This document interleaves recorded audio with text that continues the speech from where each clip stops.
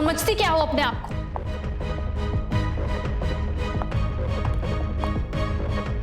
वजन घटाया है तो जुबान लड़ाना भी सीख गई हो क्या? चाहे कुछ भी कह लो, मैं कल भी तुमसे ज्यादा खूबसूरत थी और हमेशा तुमसे ज्यादा खूबसूरत रहूंगी। दिखने में भी आगे और पढ़ने में भी आगे। कुछ ही सालों में मैं डॉक्टर बन जाऊंगी।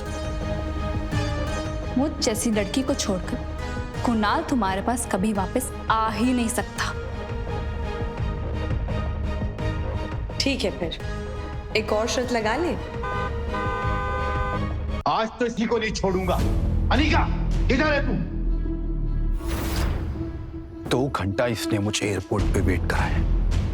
छोड़ूंगा नहीं आज इसे। कुणाल की आवाज सुनते ही कामिनी डर गई।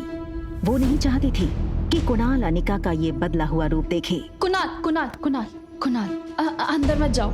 I mean, उस मोटी के मुंह लगकर आज का दिन अपना मूड मत खराब करो प्लीज। समझती क्या ये लड़की अपने आप को? 2 घंटे तक एयरपोर्ट पे धूप में खड़ा किया इसने मुझे। इसे तो कुणाल, वो दरअसल तुमसे मिलने पर शर्मा रही हो। वो जब गई थी तो उसका वजन 120 किलो था। अब 6 साल बाद वो और मोटी हो गई है, इसलिए। हाँ देखो कुणाल, आज मेरा बर्थडे है तो मैं आज तुम्हें ऐसा गिफ्ट देना चाहती हूँ जो तुम हमेशा याद रखो। वैसे मम्मी पापा अंदर बैठकर अनिका से डाइवोर्स पेपर पर साइन करवा रहे हैं। यू नो व्हाट, वो तो मान ही नहीं रही थी तो उसको पैसों का लालच दिया तो वो डाइवोर्स पेपर पर साइन करने के लिए राजी हुई। Come with me. मैंने तुम्हारे लिए बंगलो के पीछे एक शानदार दावत रखी है। तुम वहां अपने दोस्तों के साथ एंजॉय करो और मैं तुम्हारी मनपसंद शराब और खाने का इंतजाम करती हूँ। कम।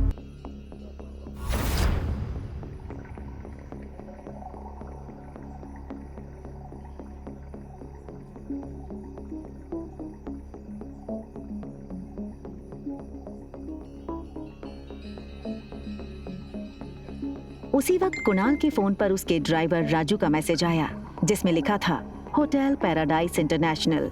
मैसेज पढ़कर कुणाल के चेहरे पर तुरंत ही एक स्माइल आ गई।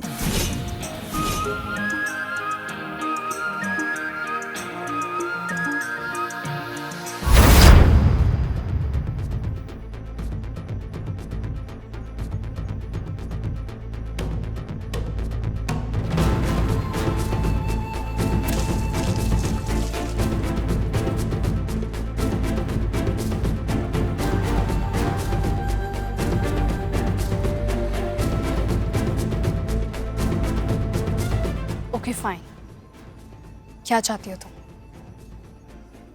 छोटी बहन हो तुम मेरी। बस इतना कहूंगी कि ये कुणाल के पीछे पागलपन ठीक नहीं है। वो अच्छा लड़का नहीं है। Just shut up, mind your own business. मुझे सब पता है कि कौन कैसा है, और अगर तुम्हें इतनी फिक्र है तो कंपनी मेरे नाम क्यों नहीं कर देती? वैसे किसके लिए बचा कर रखी है ये कंपनी?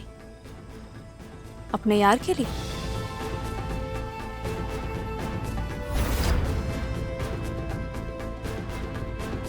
अनिका गुस्से में निकल गई। तभी वहां भागते हुए प्रीति आई।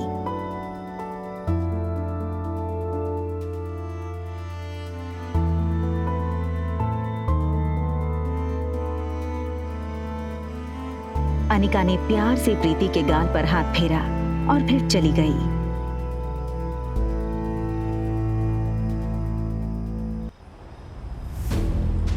अनिका दुनिया में हर चीज से लड़ सकती थी, मगर कोई उसकी बेटी को कहे ये उसे बर्दाश्त नहीं था। किसके लिए बचा कर रखी है ये कंपनी? लेकिन इसके साथ ही उसके पास इस बात का भी कोई जवाब नहीं था कि रिया का बाप था कौन। अनिका आज तक उसकी जिंदगी की इस सबसे बड़ी पहेली को सुलझा नहीं पाई थी। वो ये सब सोच ही रही थी कि तभी अचानक उसे कुछ याद आया। अनिका ने अपनी फार्मा कंपनी के पुराने वफादार मैनेजर मनोज को फोन लगाया। Hello uncle. आज इतने सालों बाद कंपनी के मालकिन ने इस मुलाजिम को याद किया? एक्चुअली बस ये पूछना था कि कंपनी ठीक तो चल रही है ना? बेटा बस यूं समझ लो, डूबती नाव में बस छेद पकड़ के बैठा हूँ। फिर भी सालाना 4-5 लाख का प्रॉफिट हो जाता है, जो मैं गौतम जी को भिजवा देता हूँ। अगर तुम चाहो तो अगली बार से तुम्हें भेज दूँ। नहीं नहीं अंकल, उसकी कोई जरूरत नहीं है। आप अपना ख्याल रखिएगा। आखिर क्या है इस छोटी कंपनी में जो डोगरास हाथ धोकर इसके पीछे पड़ गए हैं। पहले मेरे जरिए ये कंपनी हड़पने की कोशिश की और उसी के चलते कुनाल से मेरी शादी करवाई, और अब कामिनी के जरिए ये कंपनी पाना चाहते हैं। लेकिन क्यों? तो कंपनी मेरे नाम क्यों नहीं करते? होटल की तरफ टैक्सी बढ़ी रही थी कि तभी अनिका को याद आया कि उसने अपनी बेटी को एक प्रॉमिस किया था। मम्मा जल्दी वापस आ जाएगी और आते हुए ना आपकी फेवरेट चॉकलेट आइसक्रीम ले आएगी, ठीक है? Mamma loves you and she will miss you a lot. लेकिन अनिका इस बात से अनजान थी कि उसने प्रॉमिस रिया को नहीं बल्कि रोहित मारवा के बेटे आर्यन को किया था। होटल पहुंचते ही अनिका की कार को सिक्योरिटी गार्ड्स ने घेर लिया और वो अनिका का रास्ता रोक के खड़े हो गए। ये क्या बदतमीजी है? इस तरह से मेरा रास्ता रोकने का क्या मतलब है? सॉरी मैडम, हमें आपका सामान चेक करना होगा। बैग चेक करो। अनिका को कुछ समझ नहीं आया। उसके पास सिर्फ एक पर्स और चॉकलेट आइसक्रीम थी। Yes sir, it is chocolate ice cream. Anika ने रोहित की फोटो देखी थी, वो उसे तुरंत पहचान गई। What nonsense is this? You can't do this with me. I will call the police right away. Anika की गहरी काली आंखों को देखकर रोहित एक सेकंड भूल गया कि वो क्या कहने आया था। तभी दूसरे पल को वो अपनी सेंसेस में आया और चेहरे पर बिना किसी भाव के उसने कहा, हाँ, परफेक्ट। पहले खुद चोरी करो फिर खुद ही पुलिस को बुलाओ। Just perfect. What? मुझसे और मेरे बेटे से दूर रहना। Excuse me. मैं कब तुम्हारे पास आई? And listen, इस आलीशान होटल के मालिक हो, इसका मतलब ये नहीं है कि अपने गेस्ट के साथ इस तरह बदतमीजी करो। I can sue you in the court, Mr. Rohit Marwa. You know, I knew it. तो तुम जानती हो कि मैं रोहित मारवा हूँ, ये होटल मेरा है। I'm sure तुम ये भी जानती होगी कि मेरे परिवार वाले मेरी शादी करवाना चाहते हैं, लेकिन मुझे मेरे बेटे के लिए सौतेली माँ नहीं चाहिए। इसलिए तुमने शायद प्लान बनाया होगा कि क्यों।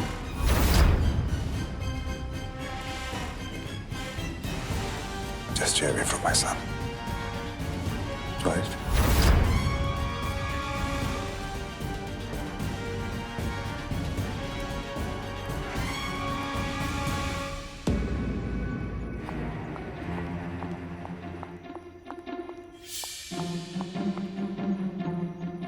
दरवाजा बंद होने ही वाला था कि तभी एक पांव दरवाजे के बीच में आया।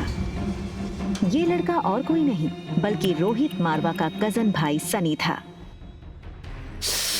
Think something out of the box.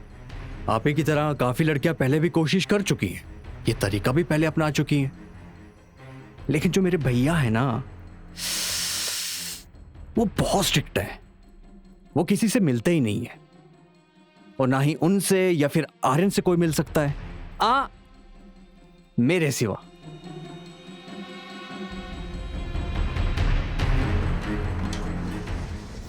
दूसरी तरफ गुलेरिया हाउस में पार्टी लगभग खत्म हो गई थी।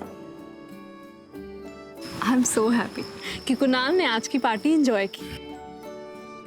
कंग्रेचुलेशंस बेटा।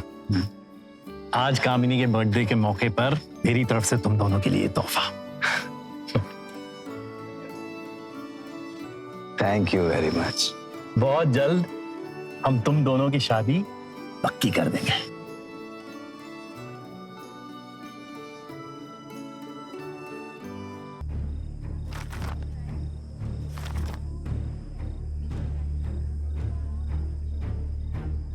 ये क्या है? ये सिर्फ डिवोर्स पेपर्स है। कंपनी के पेपर्स कहाँ हैं? ये हो सकती है शादी। कंपनी के पेपर्स अगर नहीं मिले तो मेरे घर वाले इस शादी के लिए नहीं मानेंगे और ना ही मैं। रखिए, चलो।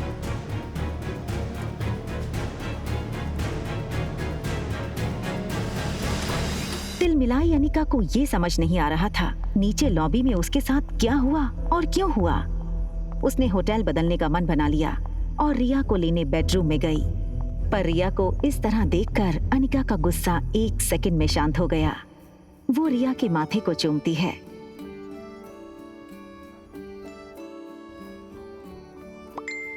तभी उसके फोन में एक नोटिफिकेशन आया। अनिका ने मोबाइल चेक किया तो देखा कि उसके डॉक्टर अमृता नाम वाले मेल बॉक्स में रोहित मारवा का मैसेज आया था। और मीट यू अर्जेंटली। एक पेशेंट है जिसका दिमाग का ऑपरेशन करवाना है, जो सिर्फ आप कर सकती हैं।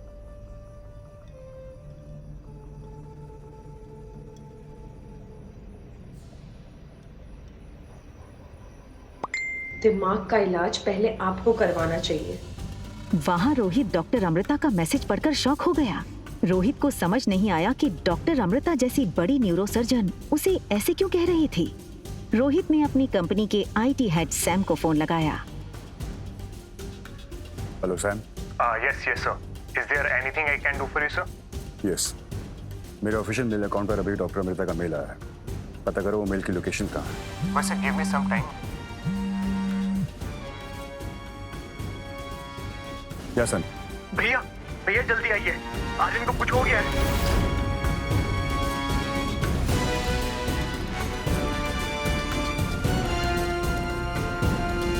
रोहित ने लिफ्ट में टॉप फ्लोर का बटन दबाया, मगर आज उसे अपनी लिफ्ट की स्पीड बहुत स्लो लग रही थी।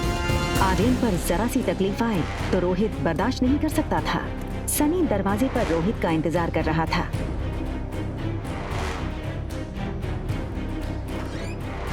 ऐसा क्या देख लिया रोहित ने जिससे वो हैरान रह गया?